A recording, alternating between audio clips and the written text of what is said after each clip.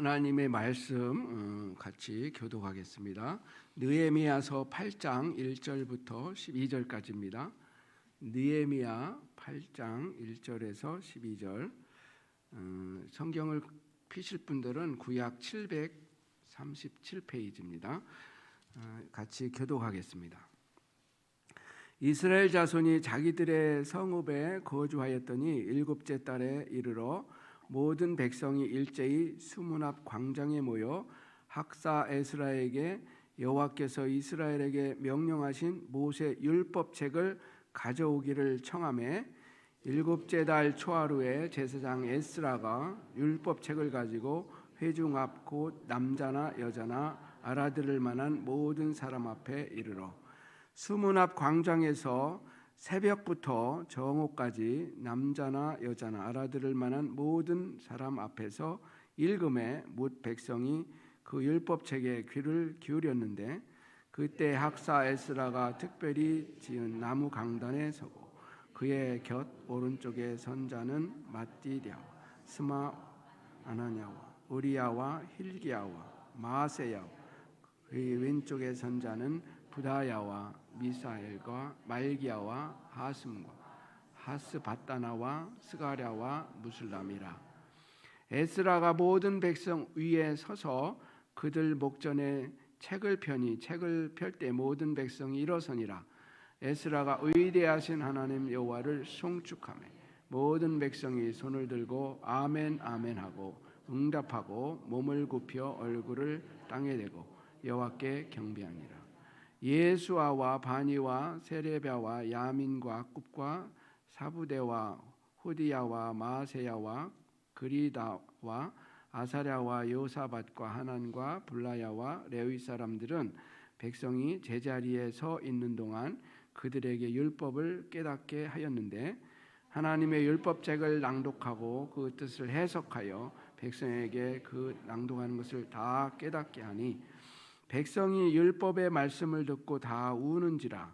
총독 느헤미야와 제사장 겸 학사 에스라와 백성을 가르치는 레위 사람들이 모든 백성에게 이르기를 오늘은 너희 하나님 여호와의 성일이니 슬퍼하지 말며 울지 말라 하고 느헤미야가 또 그들에게 이르기를 너희는 가서 살찐 것을 먹고 단 것을 마시되 준비하지 못한 자에게는 나누어 주라. 이날은 우리 주의 성일이니 근심하지 말라. 여호와로 인하여 기뻐하는 것이 너희의 힘이니라 하고 레위 사람들도 모든 백성을 정숙하게 하여 이르기를 오늘은 성일이니 마땅히 조용하고 근심하지 말라 하니 모든 백성이 곧 가서 먹고 마시며 나누어 주고 크게 즐거워하니 이는 그들이 그 일 들려준 말을 밝히 알미라. 아멘. 이것은 하나님의 말씀입니다. 새해 첫 주일이 되면 굉장히 바쁠 것 같아요. 우리 직장 생활하는 분들은 직장에서 또 한 해를 준비하는 입장이기 때문에 굉장히 바쁘실 텐데 지난 또 5일 동안 오늘까지 6일 동안 이렇게 새벽 기도회에 참석해 주시고 또 동참해 주셔서 진심으로 감사를 드립니다. 또 올해 새해가 되면서 성경 통독에 많은 분들이 동참을 지금 하고 계신 것 같아요. 그래서 성경도 날마다 열심히 읽어주셔서 감사를 드립니다. 이 단추도 첫 단추를 잘 깨야 되잖아요. 그래서 올 한 해 아마 여러분들은 첫 단추를 잘 끼고 계신 분들이라고 믿습니다. 그래서 한 해 동안 모든 일이 형통하게 잘 될 줄로 믿습니다. 또 우리 권사님들이 특별히 이번에 수고가 많습니다. 대표 기도로도 섬겨주시고 또 아침마다 샌드위치 이렇게 만들어서 제공해 주셔서 우리 권사님들께 진심으로 감사를 드립니다. 이런 모든 인생들에게 있어서는 두 가지 공통점이 있어요. 그래서 물론 다른 공통점도 많겠지만 인생은 한 번밖에 주어지지 않는다는 그런 공통점이 있습니다. 그래서 한 번 주어진 인생을 사는 거죠. 그러니까 두 번 사는 사람은 없는 것 같아요. 다 뭐 부자든 가난한 자든 다 한 번씩 사는 거죠. 또 하나의 공통점은 그렇기 때문에 다 초행길을 간다는 것입니다. 인생을 살아보고 또 사는 사람 없어요. 다 미지의 어떤 길을 지금 가고 있는 거예요. 그래서 인생을 사는 것이 두렵기도 하고 또 걱정이 되기도 하는 것이죠. 그리고 함부로 살아서는 안 되는 거죠. 한 번밖에 없는 인생이기 때문에. 그래서 2023년도도 또 돌아오는 건 아닙니다. 우리에게 한 번만 있는 거죠. 그렇지만 우리 크리스찬들에게 있어서는 훨씬 더 유리한 위치에 놓여 있습니다. 왜요? 우리는 우리의 인도자 되시고 목자가 되신 하나님이 계시고 또 하나님께서 이 말씀을 통해서 우리를 인도해 가시기 때문에 우리는 훨씬 더 좋은 위치에 있습니다. 인생이 미지의 어떤 길을 가지만 그렇게 두려운 것은 아니에요. 또 말씀을 통해서 주님이 우리와 함께 하시기 때문인 것입니다. 자, 그렇다면 하나님의 인도를 받고 말씀의 인도를 받고 살아가는 것이 쉬울까요? 어려울까요? 쉬울까요? 어려울까요? 우리 크리스찬들이 말씀을 쫓아가는 것이 쉬울까요? 어려울까요? 아마 대답이 반반씩 나올지 모르겠습니다. 아마 쉽다라고 생각하는 분들은 하나님이 인도해 주시는데 따라만 가면 되니까 어려운 게 뭐가 있습니까? 여행할 때 좋은 안내자가 있으면 그냥 따라만 가면 되잖아요. 그러니까 어렵지 않습니다. 요즘 같으면 GPS가 가라는 대로만 가면 뭐 다 찾아갈 수 있잖아요. 근데 어렵다고 생각하는 분들이 또 있을 겁니다. 사실 어려운 점이 많습니다. 하나님 말씀 따라가는 건 쉬운 일은 아니에요. 먼저는 하나님의 뜻을 분별하는 것이 어려울 수 있어요. 이것인가 저것인가 분별하기가 어려우시고, 근데 그보다 더 어려운 것은 하나님의 뜻이 이제 분별이 됐는데 내 뜻과 내 생각과 다를 때에 어떻게 할 것인가, 이거 참 고민이 돼요. 그때 내 생각을 내려놓고 주님의 뜻을 따라가는 것이 쉽지 않을 수 있다라는 것입니다. 여러분, 이스라엘 백성들이 광야에서 길을 갈 때 하나님이 어떻게 인도하셨다 그랬어요? 구름 기둥과 불 기둥으로 인도하셨어요. 그러니까 보고만 가면 돼요. 어렵지 않은 것 같이 보였어요. 그런데 그것도 쉽지 않았습니다. 왜냐하면은 그것을 결정하시는 분이 하나님이셨기 때문이에요. 그래서 성경에 보면은 이제 구름이 떠올라야지 출발을 하잖아요. 근데 구름이 어떨 때는 안 떠오르는 거예요. 하루 이틀이면은 기다릴 수 있는데 그것이 1년까지 가는 경우도 있어요. 그 광야에서 불편한 데서 빨리 가야 되는데 계속 머무를 때 그때 내가 과연 그 주님의 뜻에 순종할 수 있을까? 참 어렵다는 거죠. 인생을 살다 보면 내 계획대로 안 될 때도 있고 어떤 결정이 쉽지 않을 때가 있습니다. 아마 여러분에게도 다 있고 저에게도 있었습니다. 저도 인생에서 보면 몇 번 어려운 결정을 해야 될 때가 있었습니다. 그러니까 신학교를 가야 될 때, 그런 상황에 놓여 있을 때, 그리고 이제 한국에서 목회하다가 선교지로 떠나야 될 때, 그리고 이제 그 선교사 생활을 이제 그만하고 다시 목회로 이제 이 교회로 부임해 올 때 참 쉽지 않았어요. 그래서 제가 이 교회 오기 전까지 세인루이스라는 곳에서 3년 반을 살았습니다. 전에도 제가 얘기했지만 그때는 저는 목회를 안 했습니다. 무임 목사로 있었어요. 그런 상황에서 제가 다시 선교지로 가야 되는데 또 후원교회를 또 찾아야 되고 앞이 정말 막막한 그런 상황. 그러니까 구름이 떠올라야 되는데 안 떠오르는 거죠. 계속 있을 때 어떻게 해야 되나. 그럴 때 이제 하나님의 인도를 받고 이제 이곳으로 이제 왔습니다. 그래서 이곳에 올 때도 이게 정말 하나님의 뜻인지 묻기 위해서 제가 그 존경하는 목사님한테 편지도 쓰고 선교사 하다가 이제 목회를 해도 이게 옳은 것인지 뭐 이런저런 의논도 한 적이 있습니다. 아마 여러분들도 이렇게 미국에 와서 살면서 어려운 결정들을 해야 될 때 있어요. 그때 내가 내 마음대로 하면 오히려 쉬울 수 있는데 하나님의 인도를 받는 것이 쉽지 않을 수 있다라는 것입니다. 이스라엘 백성들 한번 보세요. 이스라엘 백성들이 특별한 하나님의 은총 속에 살았고 또 율법도 주어졌고 그러니까 광야 생활할 때는 그렇게 하나님 보이는 방식으로도 인도해 주셨는데도 성경을 보면 이스라엘 백성들이 하나님의 인도를 받고 나아가는 것이 성공했을까요? 실패했을까요? 같이 성공한 적도 있고 실패한 적도 있는데 더 많은 경우 실패했어요. 더 많은 경우. 이스라엘 역사에서 보면 그 역사의 전성기라고 할 수 있는 시간이 다윗 시대 그리고 솔로몬 시대인데 솔로몬 시대도 반쪽밖에 안 됩니다. 그러니까 그때가 이스라엘의 전성기였어요. 그리고 솔로몬 이후로 나라가 완전히 쇠퇴의 길로 갑니다.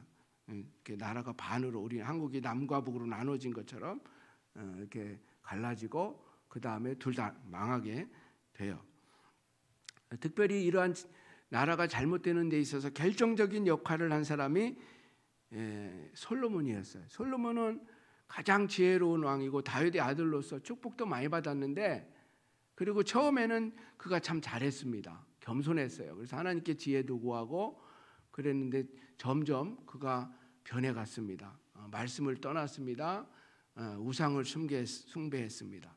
이방 많은 여자들을 아내로 맞이했습니다. 그러면서 나라가 이제 기울게 되는 거죠. 말씀으로부터 떠나면서 나라가 기울게 돼요. 그래서 북쪽 이스라엘은 이제 주전 722년경에 아수르에 의해서 멸망을 받고 남유다는 한 100여 년 더 흘러가다가 그 바벨론 제국에 의해서 완전히 이제 멸망을 받게 되는 것이죠.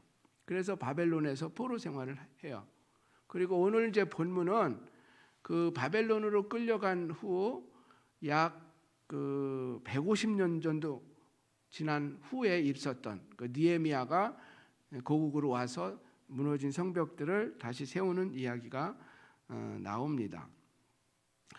그러니까 이스라엘 사람들이 하나님의 뜻을 저버리고 이제 하나님의 어떤 심판을 받아서 나라가 멸망을 하고 이렇게 포로로 잡혀갔는데, 근데 우리 하나님은 마음이 약하신 하나님이십니다. 그러니까 성경에서는 하나님은 사랑이 많고 긍휼이 많고 노하기를 더디하시는 하나님이다. 이제 이렇게 표현을 하는데 자비와 긍휼이 많고 노하기를 더디하시고, 그래서 분명히 하나님의 공의로 하면 더 이상 이스라엘에게 은혜를 주면 안 돼요. 그런데 하나님의 그 사랑 때문에 그 포로로 끌려갔던 그들에게 다시 기회를 줘요.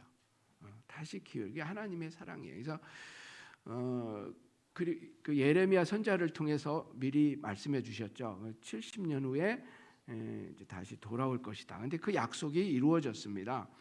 그렇게 강대했던 바벨론 제국이 페르시아 제국에 의해서 패망을 당하고 그 역사가 70년밖에 안 돼요. 그래서 현대사에 보면 공산주의 세력이 한 70년, 80년 되고 무너진 것처럼 당시 바벨론 제국도 이제 그렇게 됐습니다.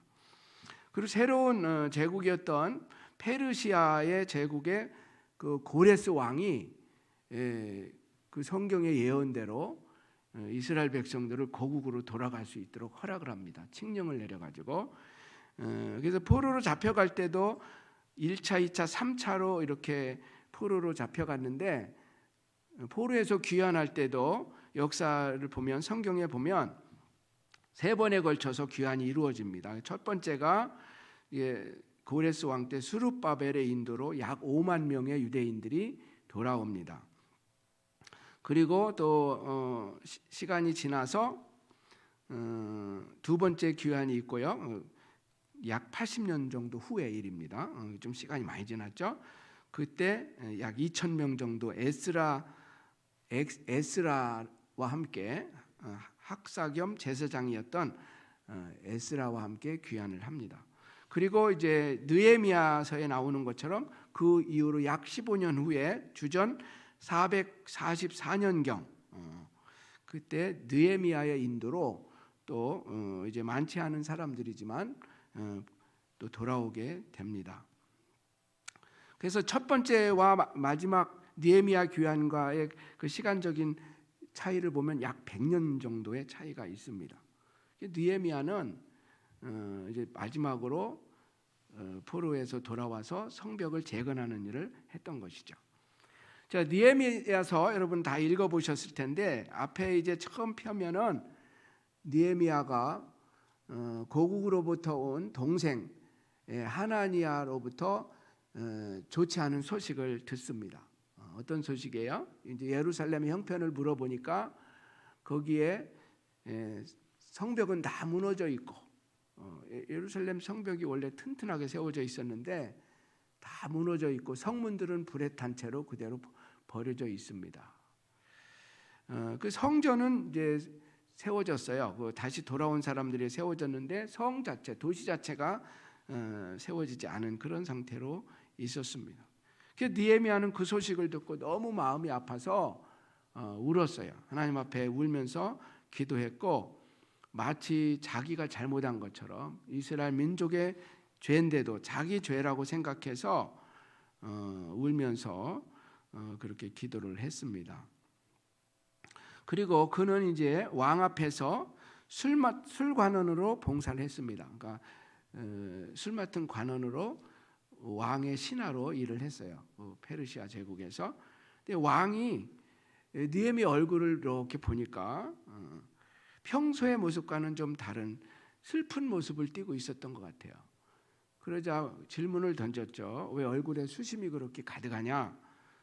이제 느헤미야가 그때 이제 거짓말을 할 수도 있지만 그 당시 왕이 두려운 때니까.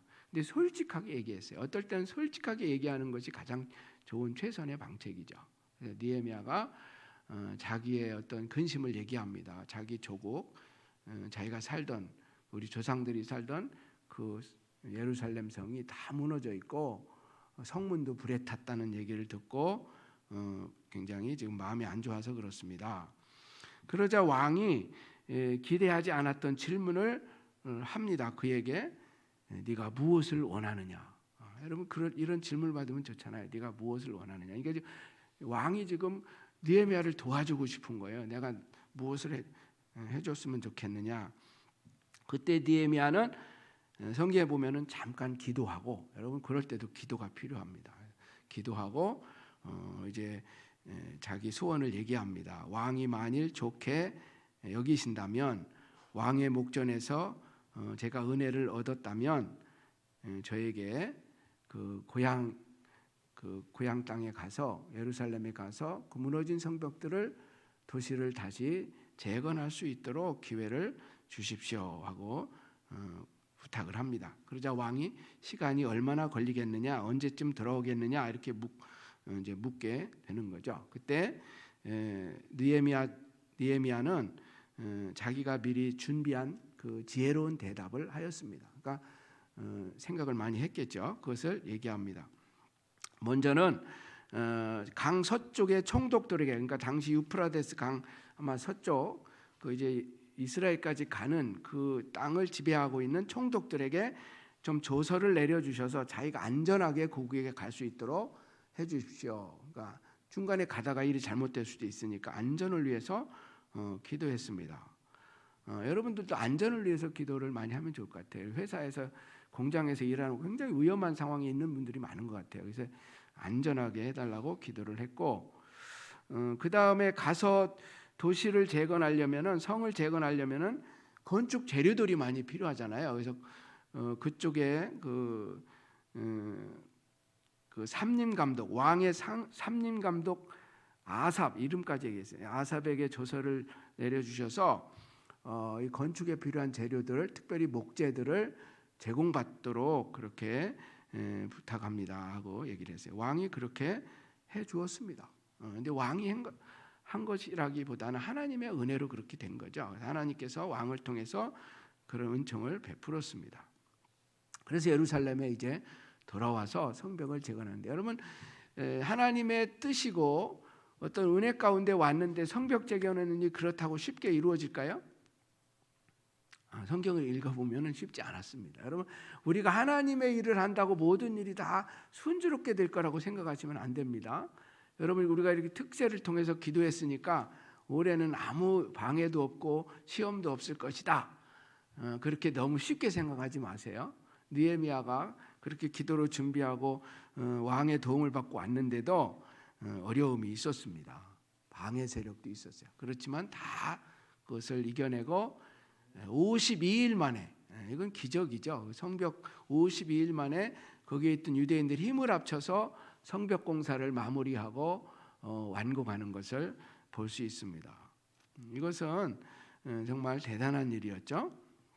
근데 그렇게 되는 데 있어서 결정적인 역할을 한 것이 바로 느헤미야의 그 리더십, 탁월한 리더십이 있었습니다. 느헤미야가 어떤 사람이었습니까? 잠깐 살펴보면 느헤미야는 첫 번째 기도의 사람이에요.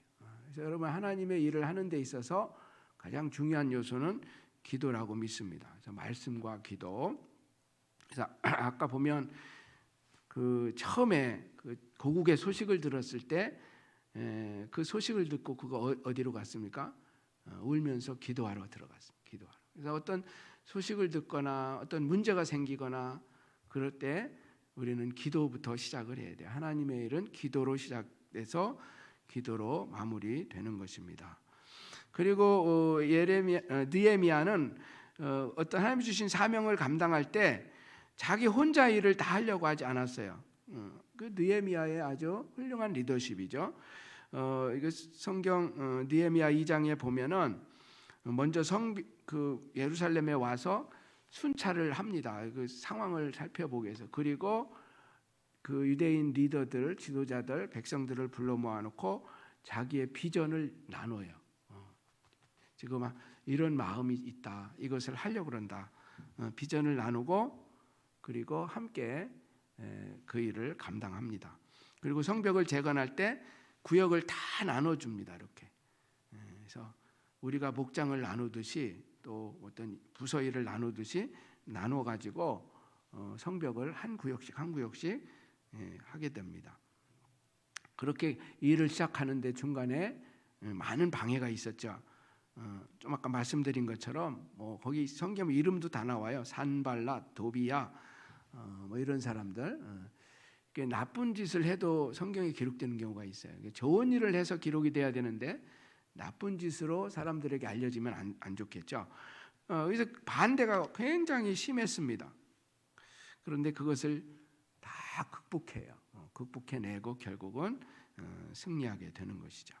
그리고 느헤미야의 리더십은 자기를 희생하는 리더십이었습니다. 그래서 그 점이 참 독특한 또 리더십이라고 할 수 있어요. 느헤미야 5장 14절에 보면은 그가 유다 총독으로 이제 임명을 받고 와서 사역을 하는데 이렇게 성경에서 말하고 있습니다. 한번 읽어볼까요? 느헤미야 5장 14절 시작. 또한 유다 땅 총독으로 세움을 받을 때 곧 아닥다스다 왕 제20년부터 제32년까지 12년 동안은 나와 내 형제들이 총독의 독을 먹지 아니하였느니라. 총독의 독을 먹지 아니하였느니라 이런 말을 해요. 그러니까 총독으로 자기가 와서 사역을 하였지만은 그 총독의 독을 받지 않고 다른 어떤 생활할 수 있는 뭐가 있었는지는 모르겠어요. 자기 희생을 통해서 일을 하는 것을 볼 수 있습니다. 자, 그렇게 해서 성벽 공사가 다 끝났고요. 그 이후에 이제 오늘 본문의 이야기. 이제 겉으로 보면 이제 예루살렘이 이제 성전도 먼저 세워졌습니다. 솔로몬 성전 정도는 아니었지만 나름대로 세워져 있고 이제 느헤미야와 이런 그 유대인들의 수고로 성벽도 재건이 됐습니다. 성문도 닳았습니다. 겉으로 보면은 이제 잘 도시가 갖춰진 것 같았어요. 그러나 그건 외형적으로 그렇고 백성들의 마음 상태나 신앙 상태는 아직도 돌아오질 않았어요. 그래서 거기에 부흥이 필요했습니다. 영적 부흥이 아직 일어나진 않았어요. 그래서 영적 부흥이 이제 일어나는 그 이야기가 오늘 본문에 나와 있습니다. 이제 수문 앞 광장에 그 예루살렘에 가면은 성이 있고 문이 여러 개가 있었던 것 같아요. 그 수문 앞 그리고 성전도 있고요. 그 성전에 들어가는 문도 여러 개 있었겠죠. 아마 여기서는 아마 성전 문을 얘기하는 것 같아요. 문 중에 수문, 워러게이트라는 그 문이 있었고 그 앞에 광장이 있었는데 거기에 이제 많은 사람들이 모이게 되었습니다. 거기서 모여서 이제 성경을 읽었다는 거죠. 그때 사람들이 회개도 일어났고 부흥의 역사도 일어났다는 것입니다. 자, 이제 그날 있었던 그 부흥 운동에 대해서 잠깐 살펴보려고 하는데요. 1절에서 3절 한번 다시 읽어보겠습니다. 언제 어디서 어떤 일이 있었는지 다시 한번 살펴보겠습니다. 시작. 이스라엘 자손이 일곱째 달에 이르러 모든 백성이 일제히 수문 앞 광장에 모여 학사에스에게 여호와께서 이스라엘에게 명령하신 모세 율법책을 가져오기를 청하매. 다시 거기까지만요. 그러니까 여기 보면 이스라엘 자손들이 모였죠.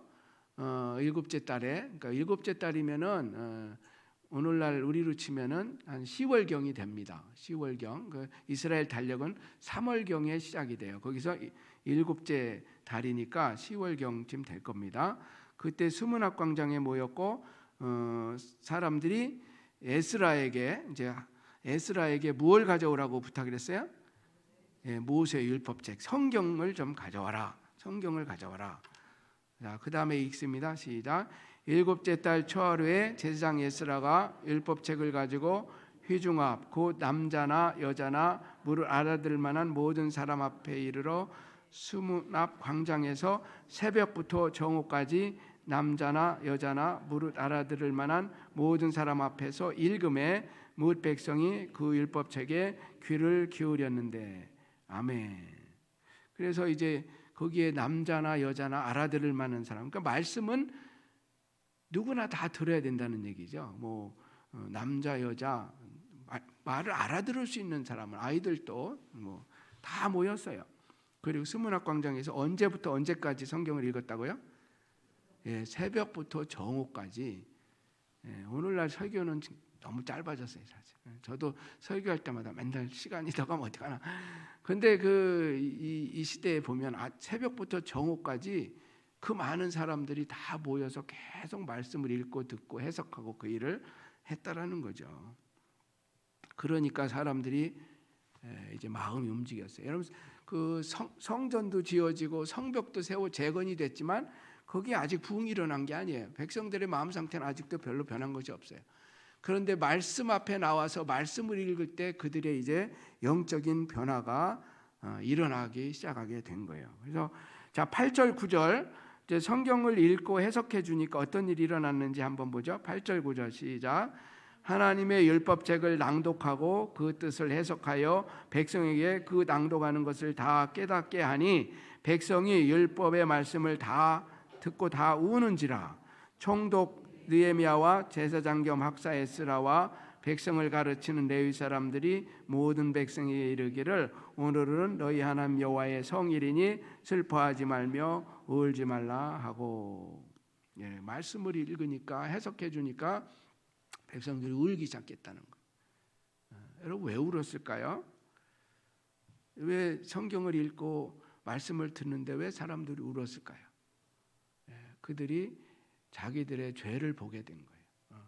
하나님의 거룩한 백성으로 선민으로 이런 은혜를 받았는데 하나님의 길에서 벗어나서 얼마나 그들이 지금 잘못된 길로 걸어왔는지, 그래서 바벨론 포로에까지 갔었고 하나님의 은혜로 돌아오기는 돌아왔는데 아직도 마음 상태는 달라진 것이 없고, 그런 자기들의 그 마음을 본 거죠. 말씀에 비추어 보니까 너무나 자기들이 더럽고 추하고 부족했던 거예요. 그래서 울었습니다. 울었어요.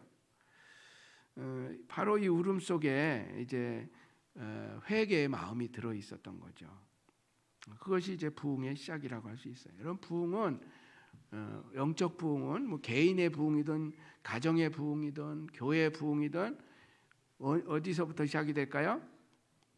회개로부터 시작되는데, 회개는 그냥 되는 게 아니에요. 그래서 말씀을 통해서 말씀으로 내 자신을 비춰볼 때 내가 얼마나 부족한지, 죄악 가운데 살아가고 있는지를 볼 수 있으니까 그 말씀 앞에 나올 때에 내 자신의 죄를 보게 되고 회개가 일어나고 그때부터 이제 부흥이 시작이 되는 거예요. 그래서 말씀, 회개, 그리고 그것이 기도로 나아가고 부흥의 역사로 일어나게 되는 것입니다. 이것은 느헤미야가 개인적으로도 경험한 거죠. 그리고 지금 이 이스라엘 민족들이 함께 경험하는 것입니다. 오순절날 그 첫 초대교회 오순절날의 부흥도 똑같은 일이 일어났습니다. 그들이 모여서 기도하고 또 말씀을 듣고 할 때 성령의 역사로 일어났습니다. 그리고 베드로가 일어나서 말씀을 선포했죠. 그러자 사람들이 우리가 어찌할꼬, 말씀을 들으니까 이제 가슴이 찔리니까 우리가 어찌할꼬. 그때 베드로가 한 얘기가 뭐예요? 회개하라. 또 회개로 돌아가요. 계속 회개로 돌아가는 거예요. 여러분, 회개는 뭐 내가 한 번 했으면 됐지? 아닙니다. 그러니까 우리가 길을 가다 잘못된 길로 가면 자꾸 다시 돌아와야 되잖아요. 한 번 내가 길을 잘못 들고 평생 바른 길로 가면은 회개 안 해도 되겠지만 우리가 그러지 않잖아요. 그러니까 또 돌아오는 거죠. 회개하는. 그래서 회개를 날마다 해도 괜찮아요. 그러니까 내가 예수 믿기 전에 어떤 그런 죄악들에 대해서는 한 번 회개할 수 있겠죠. 그러나 살면서 말씀에서 벗어난 그런 죄들에 대해서는 계속 회개하는 거죠. 그래서 이렇게 나아가야 되는 것입니다. 자, 회개하면 하나님께서 또 죄 사함의 은혜를 베풀어요. 그러면 우리에게 기쁨이 찾아옵니다. 여러분, 기쁨, 우리가 인간이 누릴 수 있는 최고의 기쁨은 죄 사함을 누리는 기쁨입니다. 죄 사함을 누리는 기쁨이에요. 사도행전 3장 19절에 베드로가 이렇게 말씀했습니다. 베드로를 통해서 하나님 말씀해 주셨어요. 같이 읽습니다. 시작. 그러므로 너희가 회개하고 돌이켜 너희 죄 없이 함을 받으라. 이같이 하면 새롭게 되는 날이 주 앞으로부터 이를 것이요. 아멘. 여기서 새롭게 되는 날 이렇게 돼 있는데 다른 번역에 보면은 유쾌하게 되는 날 이렇게 돼 있어요. 영어로 보면은 seasons of refreshing 이라고 돼 있어요. 그러니까 유쾌하게 되는 날. 그러니까 죄 사함을 받으면 정말 기분이 좋아진다는 거죠. 그냥 우리가 막 더러운 데서 일하다가 냄새도 나고 막 그러다가 샤워를 하고 깨끗하게 씻고 나서 유쾌하게 되는 것처럼 우리의 죄가 회개를 통해서 씻어지고 용서를 받고 그 은총을 받게 되면 이제는 마음이 유쾌하게 된다는, 기분이 좋아지고 그런 은혜가 있다는 거죠. 오늘 본문에도 말씀을 듣고 울고 회개했습니다. 그때 느헤미야가 이제는 기뻐하라. 오늘은 성일이다. 여호와의 성일이다. 기뻐하라. 그리고 그들이 잔치를 베풀었습니다. 잔치를 베풀어서 음식을 나누어 먹고 함께 기뻐하는 것을 볼 수 있습니다. 여러분, 영적 부흥은 개인으로도 경험할 수 있지만 이런 영적 경험은 공동체적으로 일어날 때가 많습니다. 아멘.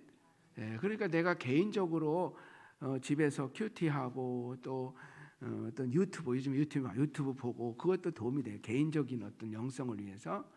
그런데 그것만 가지고는 안 되고 성경에 보면 모여서 이스라엘 백성들이 모여서 그 당시 모인다는 거냐 우리가 모이는 것보다 훨씬 어렵습니다. 우리는 차 타고 금방 오잖아요. 저희 어머니도 교회를 다니실 때 1시간 이상을 늘 걸어 다니시고. 우리 옛날에 학교 갈 때도 오랫동안 걸어 다녔죠. 어려웠어요 옛날에. 그래도 모였어요. 모여서 함께 공동체적으로 말씀을 듣고 기도하고 회개하고 할 때 이런 부흥이 일어나는 것입니다. 그럼 1907년도 평양 대부흥 운동도 장대현 교회에서 일어났는데 거기서 신앙 사경회 동안에 일어났어요. 신앙 사경회, 부흥 사경이라고 하잖아요. 우리나라 그냥 부흥회라고 하지 않고 왜 사경회라고 하는지 아세요? 사경회는 말씀을 공부한다는 의미예요. 그래서 부흥 사경회, 말씀을 읽고 부흥하고 그 기도할 때 평양 대부흥이 일어났습니다. 회개가 일어났고 부흥이 일어났어요. 오순절 날도 마찬가지. 모여서 그들이 오순절 날 모여서 예루살렘에서 말씀을 듣고 회개했을 때 부흥이 일어났습니다. 사도행전에 보면은 사도 바울의 이런 사역을 통해서 가는 곳마다 부흥이 일어나요. 뭐 안디옥에서도 부흥이 일어나고 에베소에서도 부흥이 일어나고 다 똑같은 패턴이에요. 말씀을 듣고 회개하고 기도하고 할 때 부흥이 일어나요. 근데 부흥은 많은 변화를 가져옵니다. 사람들의 마음도 변화시키고 가정도 변화시킵니다. 그 사회를 변화시켜요. 에베소의 부흥에 대해서 성경에서 말하는데 보면 거기에 우상 숭배자들이 많았었어요. 우상을 만들어서 파는 그 비즈니스도 잘 됐었어요. 그런데 부흥이 일어나니까 그 비즈니스가 다 시들시들해지는 거예요. 그래서 그 우상을 만들던 사람들이 그 비즈니스맨들이 막 데몬스트레이션을 일으켰습니다. 바울을 쫓아내야 된다. 바울 때문에 우리 지금 생계가 위태롭게 된다. 이게 부흥의 역사예요. 그래서 어느 지역에 부흥이 일어나면 술 소비량도 줄어들고 자살률도 줄어들고 가정이 회복이 되고 자녀들은 부모의 사랑과 보호를 받으면서 자라게 되는 것입니다. 그리고 이웃 간의 사랑의 교제와 실천도 계속 나눔과 실천도 일어나게 되는 것입니다. 사랑하는 성도 여러분, 우리 시대에 하나님의 은혜가 필요합니다. 부흥이 필요합니다. 부흥은 정말 성벽이 재건되는 것처럼 우리를 새롭게 하는 것인데, 이러한 부흥은 말씀을 듣는 데서부터 시작이 됩니다. 기도로 시작돼요. 그래서 올 한 해 동안 여러분들이 이 말씀을 좀 늘 붙잡고 묵상하면서 사시고 또 기도도 많이 하시고 그래서 부흥을 꿈꾸면서 나아가는 저와 여러분 되기를 축복합니다.